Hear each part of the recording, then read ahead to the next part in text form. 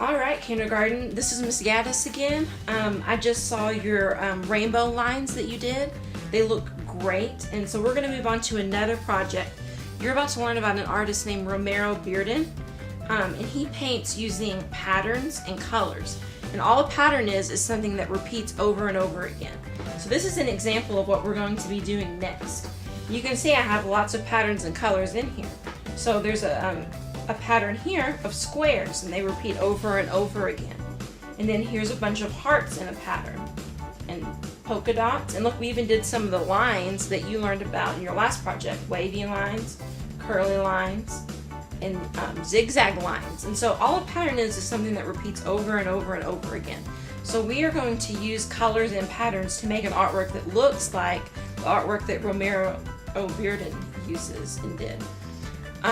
And so this is going to be used for your fundraiser, which is something that you can do, that you take this artwork and they put it on things like mugs and t-shirts and tote bags, mouse pads, stuff that your parents can order for Christmas gifts or something for you. So we want to do the best job we can on that. So have fun with this. Take your time, don't hurry. Make it look really pretty and colorful.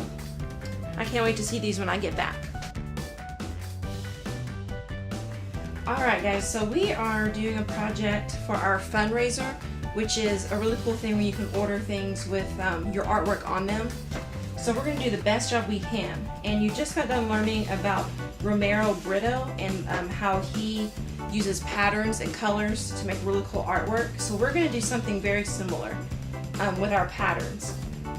So what you're going to do is, I've made stencils, a heart and a cross you get to choose from. And we're gonna, you get to choose between a heart and a cross, so I chose a heart for mine. So whichever one you're gonna use, you're gonna take turns at your table using that, and Miss Dawes will get you that. So I'm using a heart, and the first step, you're gonna put your stencil down on the paper where you want it, and you're gonna put your fingers on it so that it stays still, and we're gonna use a black crayon, and you're gonna kind of press down pretty hard, and we're gonna trace around it, so that when we lift up the stencil, there will be a heart there. So see how I'm pressing down pretty hard? And you can do the same thing with if you choose the cross. So now I've got my heart on my paper, my black so I can see it good. And then right after we do that, you're gonna use a ruler, and you're gonna go from one corner to the corner of the paper that's on the opposite side, okay? So I'm lining up my ruler, and we're pretty much just going to be making a big X with the ruler like this to split it into different sections.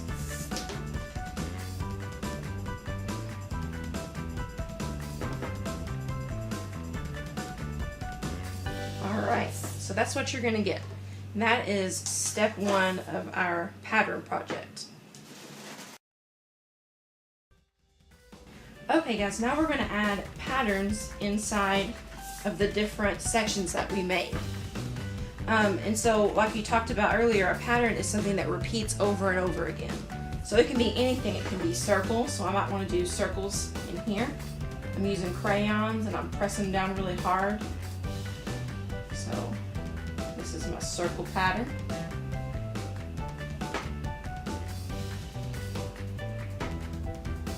Use any color that I want, and I'm just going to fill up just the space that's this part of the heart or the cross, whichever one you did. I'm going to leave this part out here blank because I'm going to use a different pattern and color for that. So I filled that up with a pattern. I can pick another color and do another pattern. I'm going to do this real quick and show you what it all looks like. Okay, so now we have all our patterns on here.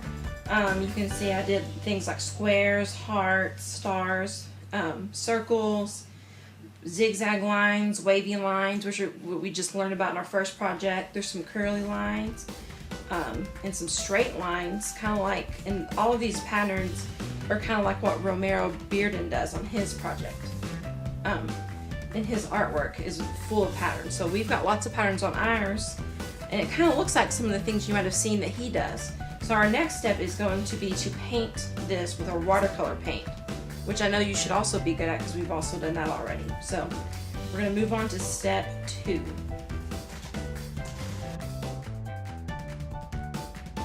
Alright guys, so now we're going to move on to the painting part of this. We're going to be using these watercolor paints again. And just a reminder, you dip your brush in the water before you put it on here. And you pick a color and kind of get it wet.